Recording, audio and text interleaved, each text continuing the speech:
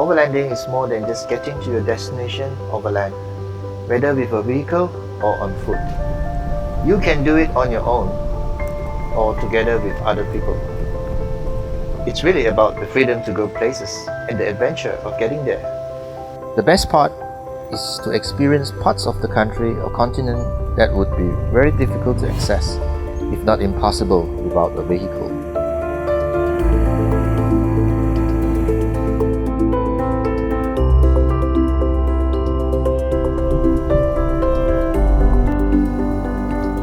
I just love going to places and getting close to nature. It's the journey of discovery, and I'm wiser about the world around me and myself.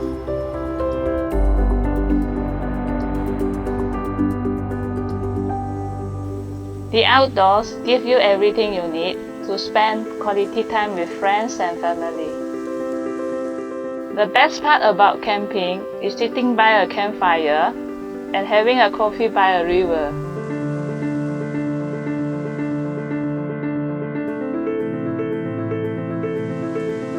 One of the most important things about overlanding is your vehicle. You need the right type of vehicle and preparation for the journey ahead.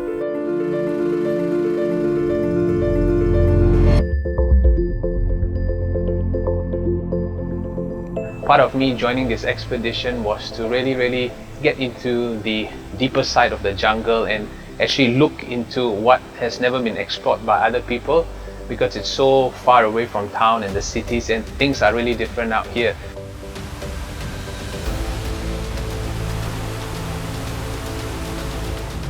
It's definitely an experience that I wouldn't trade anything for. I lost count at the 6 hours of the drive. It was definitely a long, bumpy road ride, but seeing Mother Nature, it made it all worthwhile.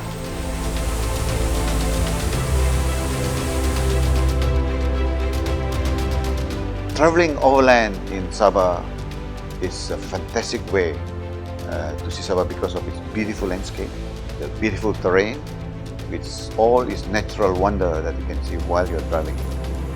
With the new Borneo Highway, which is presently under construction, I believe that the cross-border traveling within the island of Borneo will surely increase and will promote all the attraction within this region.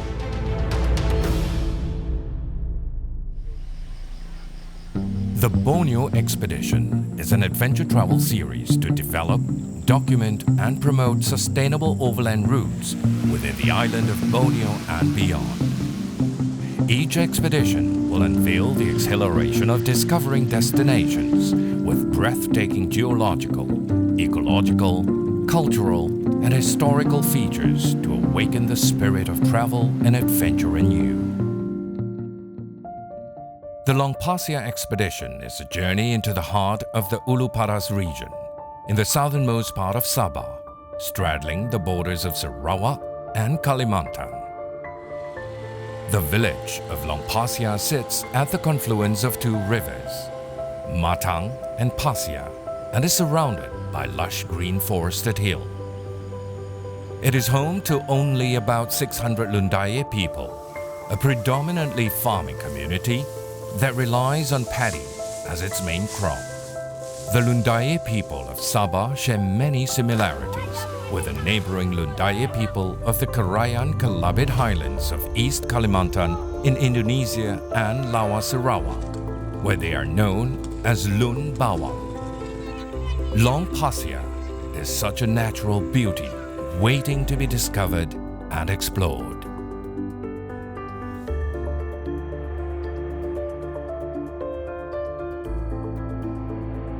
Long Pasia is located more than 250 kilometers from Kota Kinabalu, the capital city of Sabah. The overland journey starts from Kota Kinabalu, crossing the mighty Crocker Range to Tenom.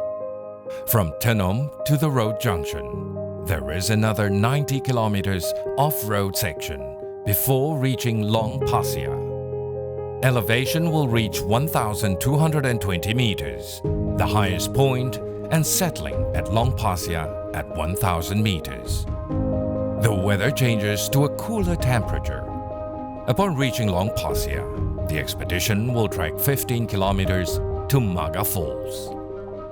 The expedition will take another 20 kilometers boat ride to the craft stone of Upai Semaring on Matang River.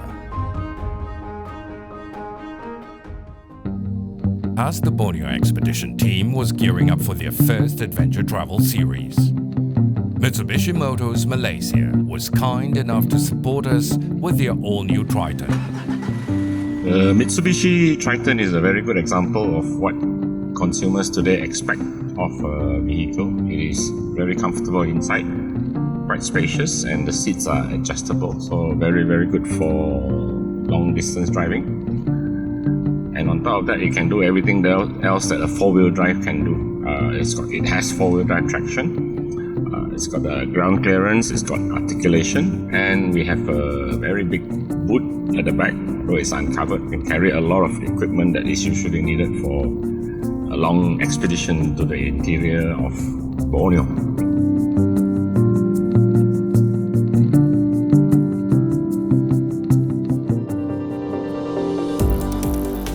The overland journey to Long Pasia begins.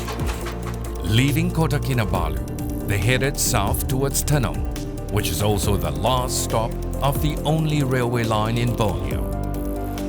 The changing landscape from city to countryside was amazing, as picturesque views of mist-covered hills in the Crocker Range gave way to valleys and paddy fields on the other side as we approached Tenong to refuel.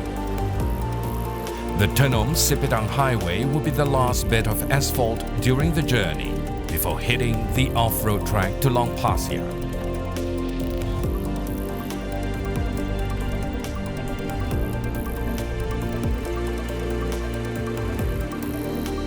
A quick stop to lower the tire pressure and engage four-wheel drive for a more comfortable drive on the rough track, and we were ready to push on.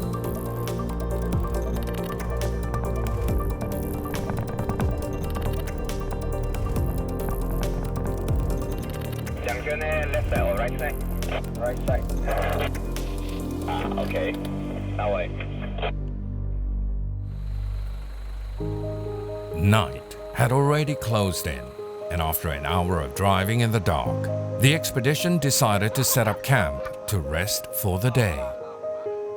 One of the things you will experience with overlanding is camping. The key to all this is preparation.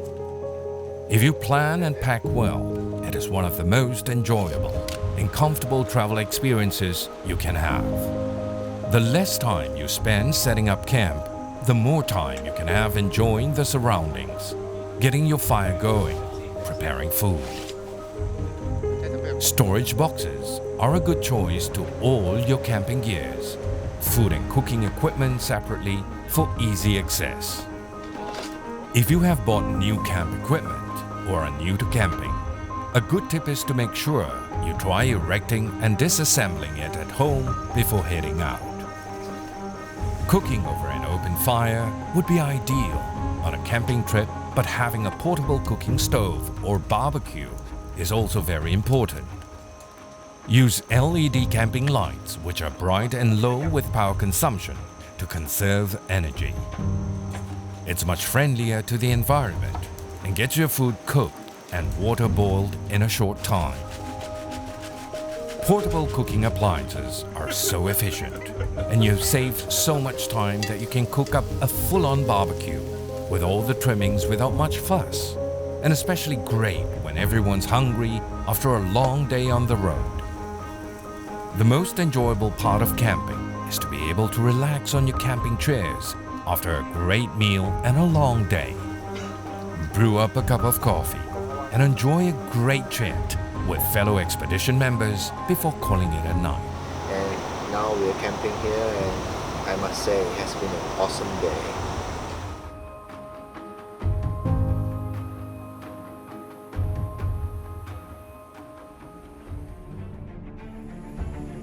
Day 2, and the expedition is back on the road. The sky was cloudy, but the weather held out as the expedition made good time on a relatively smooth track. It is recommended, however, to use mud-terrain tires so you can really enjoy driving within a safety margin. The enjoyment of overlanding is less about getting to the final destination and more of the adventure and unpredictability of the journey. There must have been some rain here the night before as the expedition began to see muddy sections on the road. Before long, the inevitable happened. One of the vehicles got stuck in the mud. A radio call was made and the Mitsubishi Triton came back to help. John hooked up the ARB snatch strap, and with the mighty power of the Mitsubishi Triton, the superior traction of the GT Radial Commodore tires, the Land Rover is free.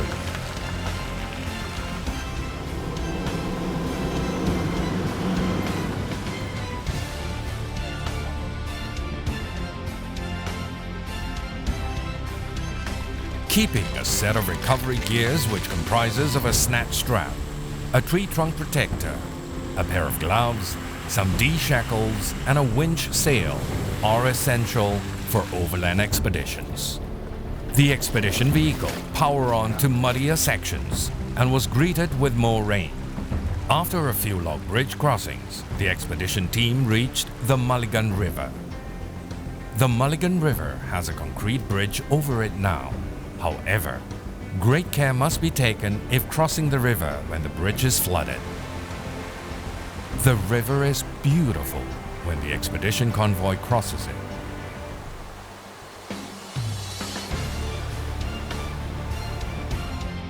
Before long, the destination for day 2 is within sight. Welcome to Long Pasia, the land of the Lundayeh.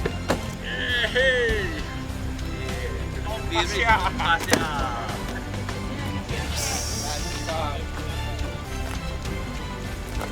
let's do it. We are in Long Pasia.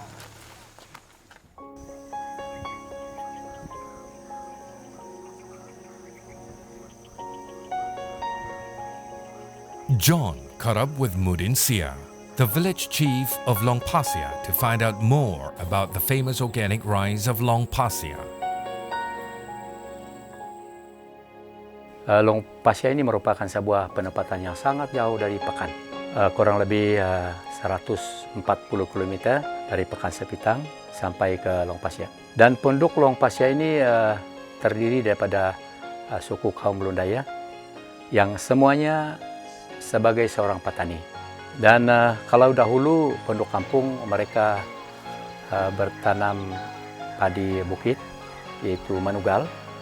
Tetapi karena dia sangat membanjirkan tempat, dan maka antara tahun 60 penduduk kampung telah mulai menggunakan sawah padi. Dan sawah padi dengan bukit juga kurang lebih kualiti sama, rasa sama. Dan penduduk kampung di sini semuanya menanam sejenis padi yang dinamakan Adan. Di dalam jenis padi juga Adan ini terlalu banyak. Kurang lebih ada dekat 10 jenis padi Adan. Ada yang hitam, ada yang putih, ada yang perang, dan berbagai-bagai jenis. Tapi dia punya kualiti sama. Dan namanya juga sama. Adalah padi Adan, dataran tinggi Long Pasia. Di antara penduduk kampung, kebanyakannya mereka mempunyai sawah padi. Dan mereka memulahkan kerja untuk sawah padi itu mulai daripada bulan 7. Bulan 7 itulah masa kita menyamai. Dan selepas itu bulan 8 kita mulai menanam dan sehingga habis bulan 8 atau 9 boleh habis. Selepas itu kita rehat, tunggu padi itu masak. Ya, pada bulan 2 padi sudah menguning. Ada yang sudah mulai menanam daripada bulan 2, ada yang menuai awal bulan 2 dan dijangka habis pada bulan 3, habis ujung bulan 3. cara proses bagaimana menyimpan padi itu di jurung padi. Dan kita banyak cara. Dan kalau dahulu kita menuai, kita gunakan aling, yaitu kita ambil daripada bambu dan kita bikin aling dan kita ambil hanya biji padi saja. Tetapi karena sekarang ini mungkin satu cara yang paling mudah, kita gunakan sabit. Itu lebih senang dan kedua lebih cepat daripada yang gunakan aling. Dan setengah juga ambil padi, dia punya buah padi, dan ada setengah juga cara dia ambil daripada setengah batang padi. Artinya mereka angkat, diorang angkat dan lepas itu sampai di sulap padi mereka hampas dan mereka pukul, dan bila habis buah padi dan mereka gunakan penampi. Bila ditampi dengan kami panggil rinu, kita dapat dia punya padi bersih.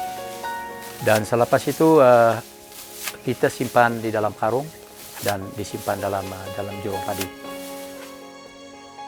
Penduduk kampung sekarang ini hanya menanam satu musim, yaitu 1 kali 1 tahun.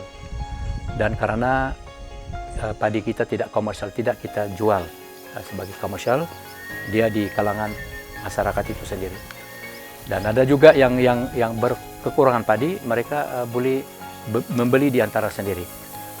Dan hasil 1 tahun boleh menampung makanan sebuah keluarga sampai 2 tahun. Karena kalau bila sukatan maksimum orang punya sawah padi dalam 3 ekar. Dalam 3 ekar kurang lebih kalau kita musim yang bagus, kita boleh dapat sampai 100 karung. Bermana 100 karung itu boleh makan dalam 2 tahun. Satu keluarga boleh, kalau satu keluarga biasa dalam 40 karung sudah cukup untuk 1 tahun. Bermana kalau 100 itu melebihi untuk 1 tahun lah. Dan itulah kerja. Dan cara bergotong royong, cara bekerja. Maksud dia penduduk kampung memang sudah bersama-sama kerja bergotong royong. Ini sudah satu konsep kita punya datuk nenek ikut kumpulan. Dan sekarang ini karena kita ada masing-masing di tempat dalam kumpulan, bermana satu kumpulan kalau dia dalam 5 keluarga mereka bergotong royong. Dan kalau satu kumpulan itu lebih banyak juga mereka bergotong royong. Ini kerja sangat memudahkan dan memberi pertolongan kepada contoh dia warga mas dan ibu tunggal yang tidak mampu. Cara bergotong itu sangat membantu mereka, dan arti dia semua orang dapat faedah yang sama. Dan padi itu juga dapat dijual di antara penduduk itu sendiri. Dan kadang juga ada pelancong luar. Contoh dia pelancong dalam negeri, yaitu pelancong domestik. Mereka juga ada keluarga, mereka minta bagi. Karena di setiap rumah pelancongan ataupun di homestay, di dalam keluarga itu semua mengidangkan padi beras Adan.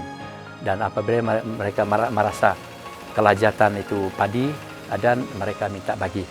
Dan itu satu peluang untuk orang kampung boleh jual dan mendapat kawangan.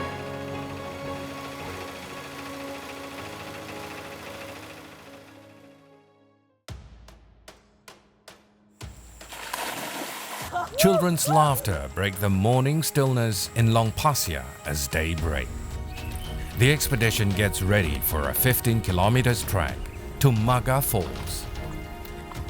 The team met up with DAWA, a local Lundayeh who is also known as the guardian of the forest of Long Pasia. NOOH will lead our trekking expedition to the MAGA Falls. The team will be crisscrossing the Pasia River, trek through lush tropical rainforest before reaching the MAGA NOOH campsite, located at the headwaters of the Pasia River. After 4 hours of trekking, we took a lunch break by the river. John, was interested to find out why NOOH was called the guardian of the forest, and he asked NOOH. NOOH said it all started with a dream.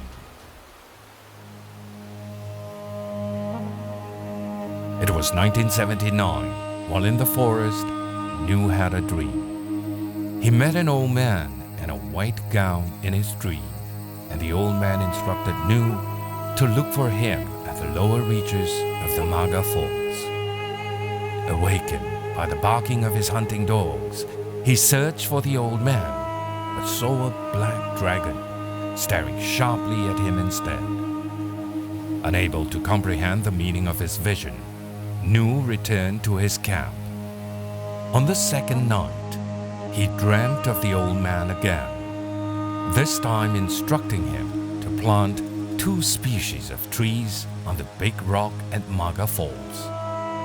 The next morning, NOOH made his way to MAGA Falls and saw 2 forest trees with needle-like leaves growing on top of a big rock.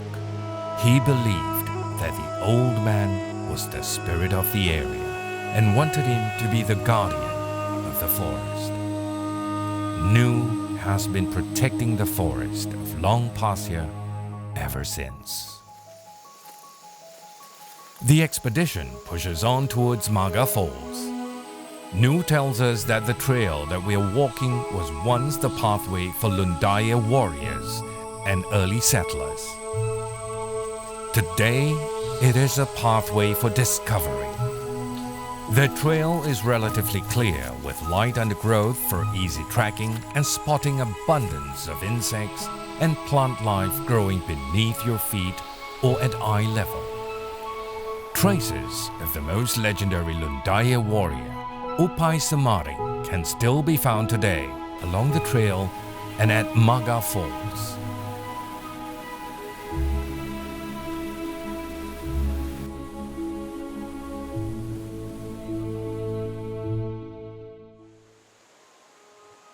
After an 8-hour trek, our team finally settled at the MAGA NOOH campsite, just above the upper ridges of the MAGA Falls.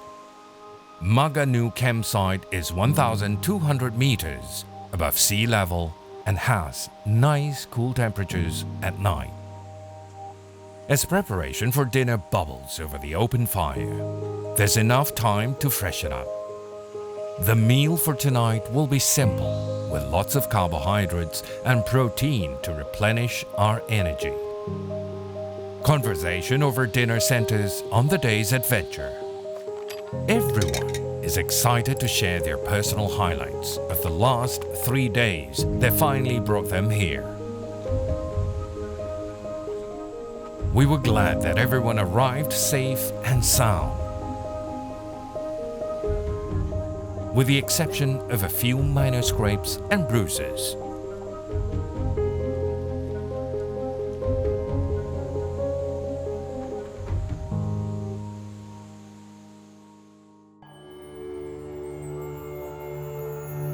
Night has fallen, and everyone sat by the campfire to listen to NOOH unfolds the legend of Upai Samaring. Upai Samaring was a giant and famous for his hunting skills and fish traps, and was made the village head of the Lundayeh people. The Lundayehs were feared head hunters, and at that time it was considered a great achievement for a man to take an enemy's head. One day, Upai Samaring's wife passed away from illness. Devastated, he left the village and began his journey to follow his heart. Because of his giant size, traces of Upai Samaring can be seen around the river banks and MAGA Falls where he traveled. Famous landmarks are his footprint, daughter's burial site, cooking stones, and carved rock.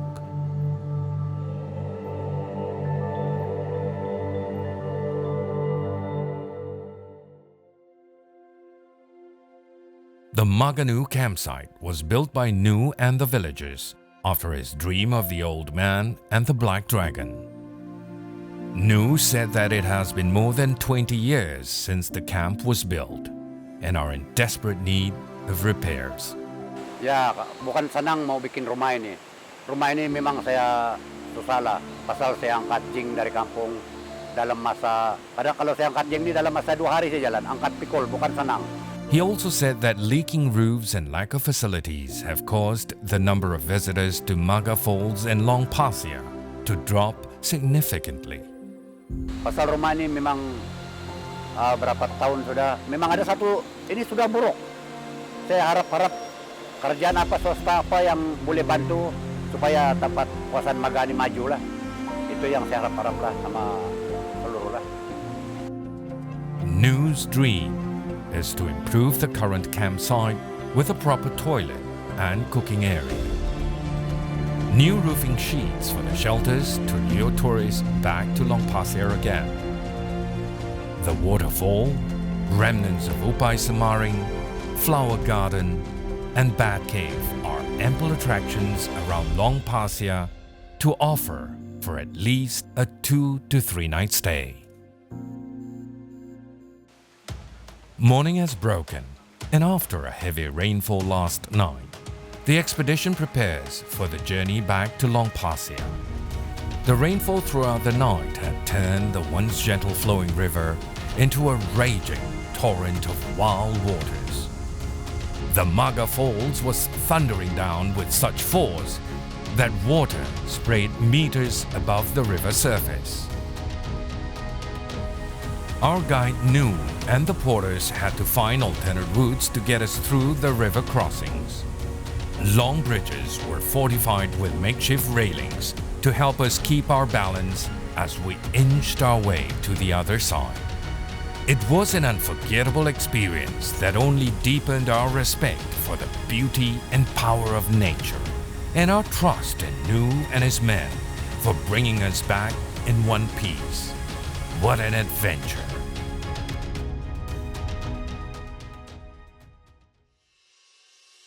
To discover the arts and crafts of Long Pasia, John also met up with Light Lakong, a local Lundayeh ethnic natural-born artist. Saya mulai melukis menjadi seorang seni, orang yang saya mulai melukis dari tahun 2005. Sebetulnya saya buat satu proyek dengan WWF Malaysia, dan di mana mereka menyuruh saya untuk melukis sebuah cerita. Ya, lukisan itu menceritakan tentang mitos atau legenda dari suku Lundayeh. Saya mendapat ilham ini sebetulnya saya sering kali ke hutan. Saya juga minat dengan nature. Jadi saya melukis berpandukan apa yang saya nampak di hutan dengan mata lah. Jadi semua itu saya menggunakan imajinasi dan saya menggunakan pen, technical pen. Sebetulnya teknik ini adalah ciptaan saya sendiri dan saya tidak pernah belajar dengan siapa-siapa karena saya minat dalam bidang ini. Jadi saya menggunakan teknik saya sendiri dan saya juga pernah mengajar. Ada satu kumpulan daripada International School dari Kuala Lumpur. Saya juga ada impian supaya menjadikan Long Pasia ini sebagai satu pusat seni suatu hari nanti. Dan saya juga mengajar kepada budak-budak kecil yang masih sekolah. Ada di antara mereka juga mempunyai bakat yang besar lah.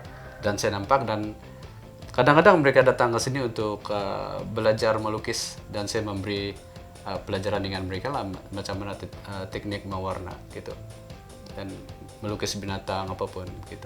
Message dari lukisan yang saya lukis berkaitan dengan alam sekitar dan lebih kepada pembangunan pelancongan di Long Pasia melalui lukisan adalah di mana message dari lukisan itu boleh kita sampaikan kepada dunia luar untuk menceritakan betapa indahnya di Long Pasia ini. Jadi melalui industri pelancongan akan datang dapat membangun ekonomi penduduk setempat di Long Pasia. It has been a couple of days since the epic journey began from MAGA Falls. The weather has cleared up and the skies blue again. Our next destination was the Matang River that runs south of Long Pasia. The legendary Upai Samaring is believed to have traveled from his village near a big waterfall called Kerayan in what is now East Kalimantan, downriver to Long Pasia. The water level was back to normal and clear again, and the forest of either side of the river was so green and cool. As the journey continued further upriver, the water became shallower until small rapids began to break the surface.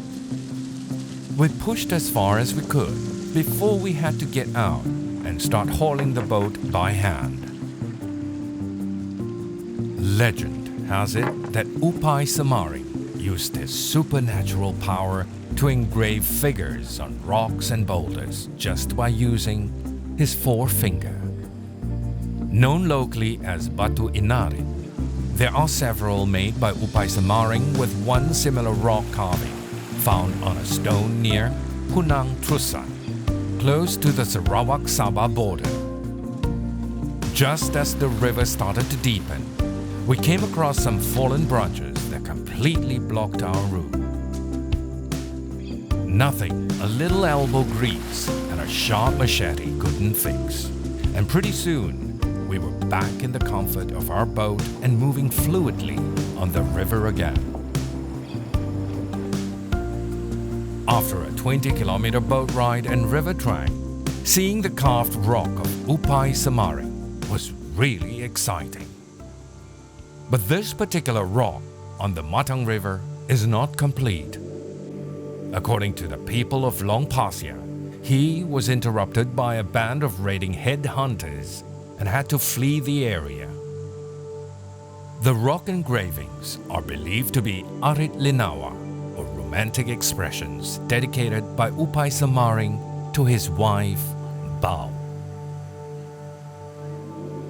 It is not hard to imagine where Upai Samaring drew his inspiration to express his love for his wife. The tranquil beauty and serenity of the Matang River that flows past the carved rock is mesmerizing and can easily soothe the heart of even a giant like Upai Samaring.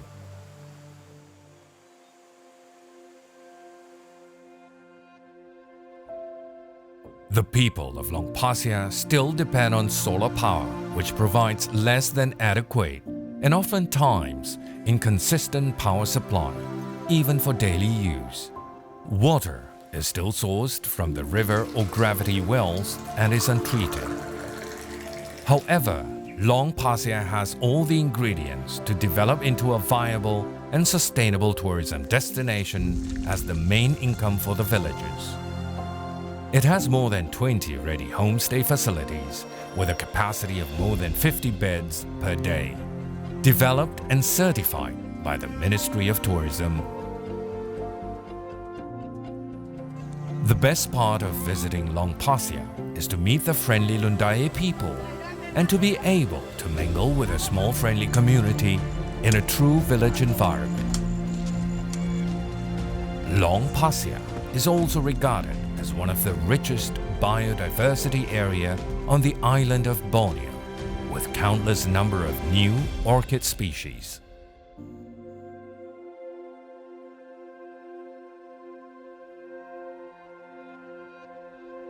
The Borneo Expedition have seen so much of Long Pasia as an overland destination, as well as culture, adventure, and nature tourism destination in Sabah. So all we need to do now is let's bond with the people of Long Pasia and let's visit them. Until we see you again in the next episode.